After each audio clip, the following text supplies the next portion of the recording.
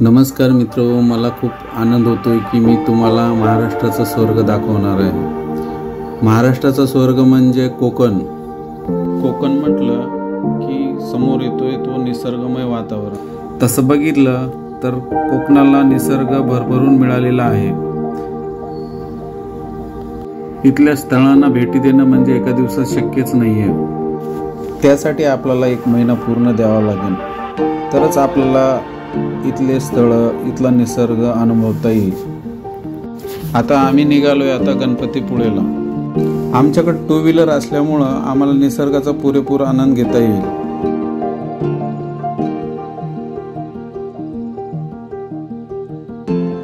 महाराष्ट्रात इतर ठिकाणी क्वचितच असे दिसेल सर्व घरे एकत्र दिसतील, पण कोकणामध्ये एक घर तिथे, दुसरे घर तेथे अशा प्रकारे दिसतील। पण अगदी तिथल्या माणसापासून निसर्गापर्यंत आपलंसं करणारे आहेत। कोकणातील माणसे त्यांच्या अगत्यासाठी प्रसिद्ध आहेतच, पण निसर्गाच्या कुशीत वसलेले कोकण देखील आपल्याला कायमचं खुणावत असतं। परमेश्वराने निसर्गातच अमूल्य देणगी दिली आहे। हिरवळताड, माडाच्या बागा, भात शेती, समुद्र किनारे, डोंगर, भरपूर निसर्ग अशा वातावरणात हा कोकणी माणूस विसावलेला आहे। कोकणात कधी जा, कौलारू घरात छान वातावरण असते। घराच्या समोर तुळस, अंगण, पडवी म्हणजे दाराजवळची मोकळी जागा। माझं घर, स्वयंपाकघर, पोटमाळा, धान्य, कोटार, पाठीमागे परस, त्यात विविध भाज्या, घर शेजारी चौबाजूने बाजूने झाडे, अशी कोकणात घरे। विशेष म्हणजे कोकणात वाड्या भरपूर, वरची वाडी, खालची वाडी, मधली वाडी। वाड्या म्हणजे 7-8 घराचा समूह, पण गावच्या उत्सवात सगळे समरस असतात, ही तिथली अभिमानाची बाब। रत्नागिरीपासून 60 किलोमीटर एवढ्या अंतरावर ही वाडी। इथून आमचा प्रवास सुरू झाला गणपतीपुळेला जाण्यासाठी। रस्त्याच्या दोन्ही बाजूला ही आमराई, वाऱ्याबरोबर ही झाडं झुलत असतात। वाऱ्याबरोबर येणारा मातीचा सुगंध, तर तिथल्या वातावरणाचा हवासा वाटणारा गंध मन प्रफुल्लित करतो। तरी आम्ही या वनराईतून निघालोय पहिलं ग्रामदेवतेचं दर्शन घ्यायला।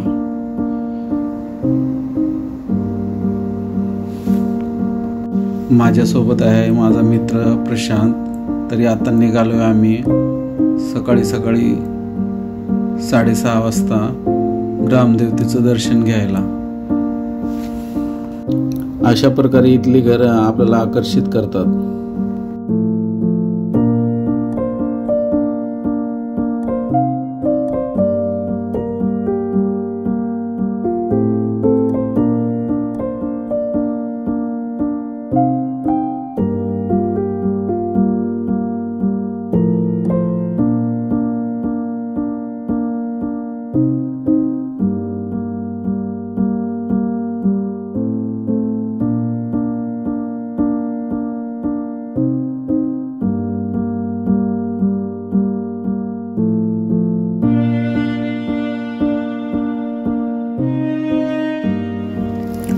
आम्हाला वळणदार रस्त्यावरून जात असताना मस्तपैकी धुकं बघायला मिळालं होतं। खूप सुंदर दृश्य होतं ते। असं वाटत होतं की धुकं स्नान करतोय, इतका सुंदर परिसर हा।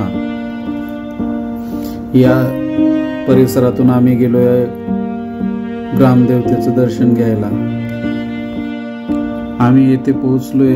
आमच्यासाठी काही मोठी झाडे आमच्या स्वागतालाच उभी आहेत असे वाटत होतं। खूप छान वाटलं या मंदिरात येऊन। सकाळी मन प्रसन्न झालं दर्शन घेऊन। खूप मोठं मंदिर आहे।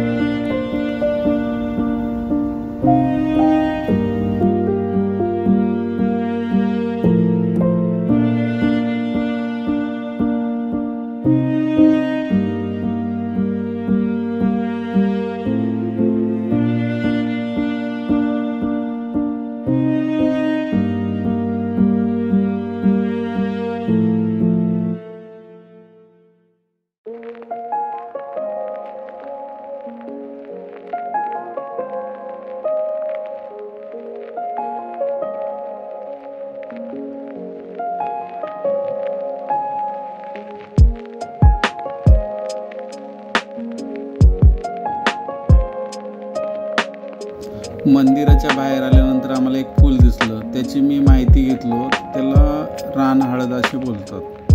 हे रान हळदीचं फूल आहे. सकाळची वेळ असल्या कारणाने गार हवा लागत होती. आजूबाजूला खूप छान भात शेती आहे आणि जिथे पाहाल तिथपर्यंत निसर्ग इतका सुंदर आहे.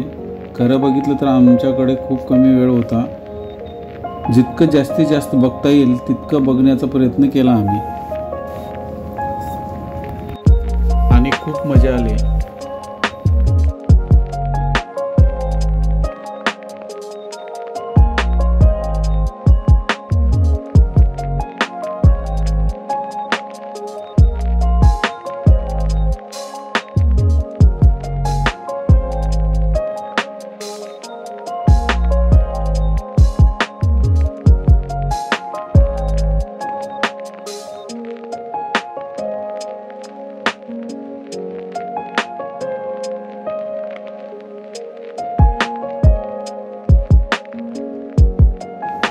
गावच्या वळणदार नागमोडी रस्त्याहून आम्ही आता आलोय मुंबई गोवा राष्ट्रीय महामार्ग क्रमांक 66. आपल्याला हे नवीन रस्ते झालेले दाखवायचे असल्यामुळे थोडा व्हिडिओ मोठा होतोय.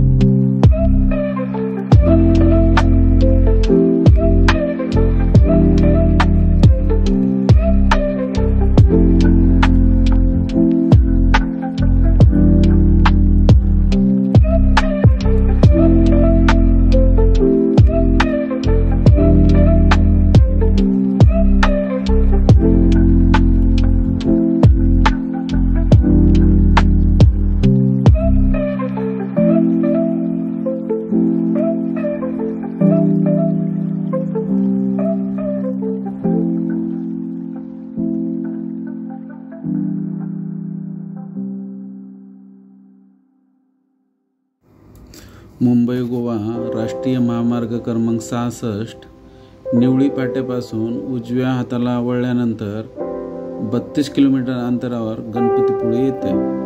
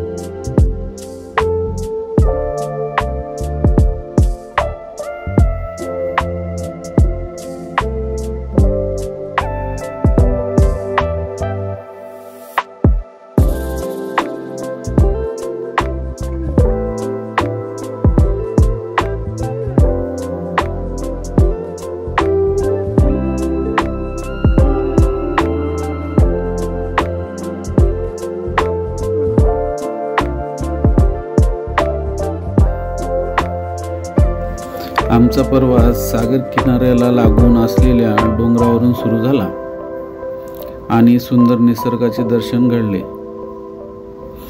ते खरोखरच देव दुर्लभ असं आहे. अगदी रस्त्यावर गाडी थांबवून त्यांचा आनंद घेता येतो. गणपतीपुळ्याला पोहोचायच्या आतच मस्त मूड होतो. गणपतीपुळे जसं जसं जवळ येते तसे तसे अनेक होमस्टे लॉजचे बोर्ड दिसायला सुरुवात होते. पुढे ही संख्या वाढतच जाते.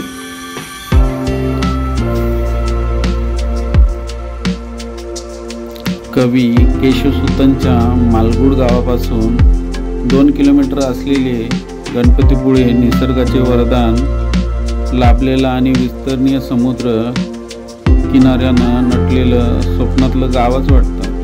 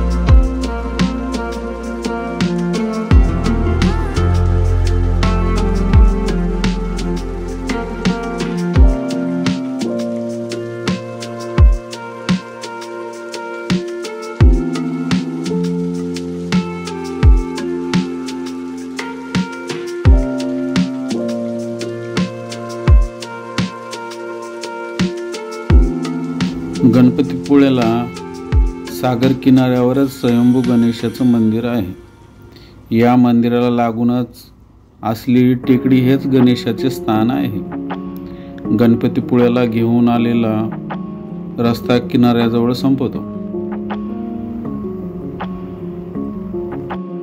मंदिराच्या प्रवेशद्वाराजवळ गणपतीपुळे संस्थानामार्फत मोफत चप्पल स्टँड सुविधा उपलब्ध आहेत. इथं आपण चप्पल ठेवू शकतो. मंदिराच्या प्रवेशद्वारासमोर गणपती बाप्पाचे वाहन उंदीर मामा देखील बसवलेले आहे. उंदीर मामाच्या कानात आपण सांगितलेली इच्छा बाप्पापर्यंत पोहोचते अशी लोकांची श्रद्धा आहे. प्रवेशद्वारापाशी 2 द्वारपाल म्हणजे हत्तीच्या 2 प्रतिमा आपल्या स्वागतासाठी उभे केल्या आहेत. गणपतीपुळे संस्थांतर्फे भक्तांसाठी भक्त निवासाची पण सोय आहे. याप्रमाणे त्यांचे चार्जेस आहेत. आलेल्या भाविकांना दर्शनाची गैरसोय होऊ नये म्हणून असा हॉल बांधलेला आहे.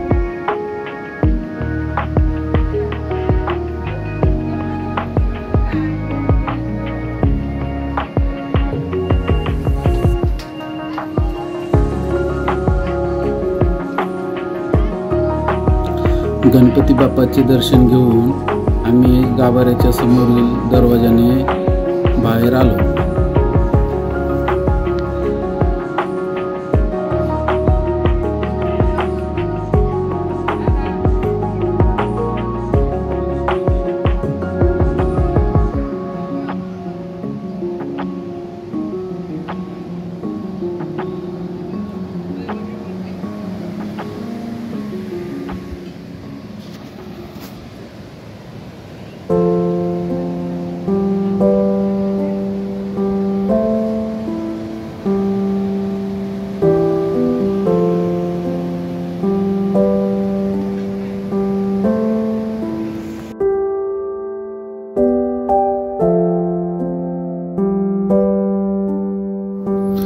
मंदिराच्या दोन्ही बाजूला असणाऱ्या दीपमाळा मंदिराचे सौंदर्य खुलून आणतात. आज आपल्याला जे मंदिर पाहायला मिळते ते सन 1998 ते 2003 मध्ये पूर्ण झाले आहे.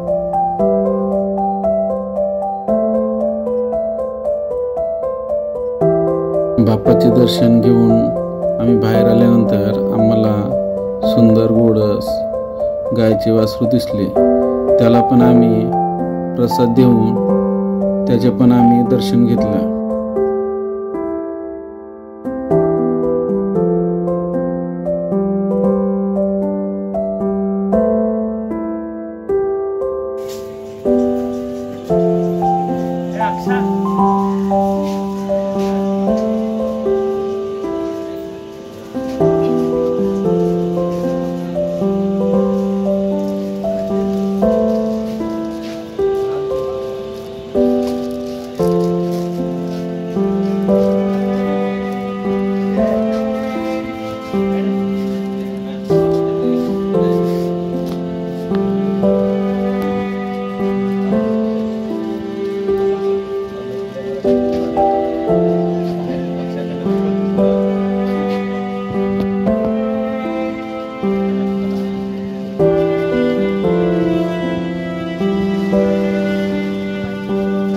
थोडीशी शॉपिंग करून आम्ही समुद्रावर फेरफटका मारण्यास निघालो.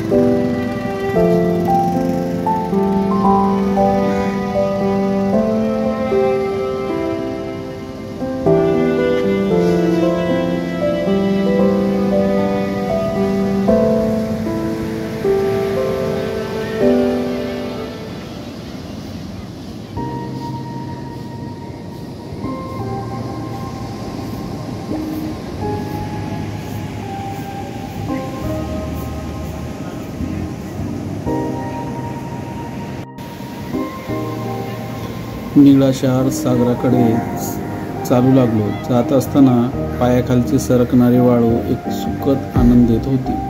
आम्ही अशा प्रकारे समुद्रदर्शन केलं.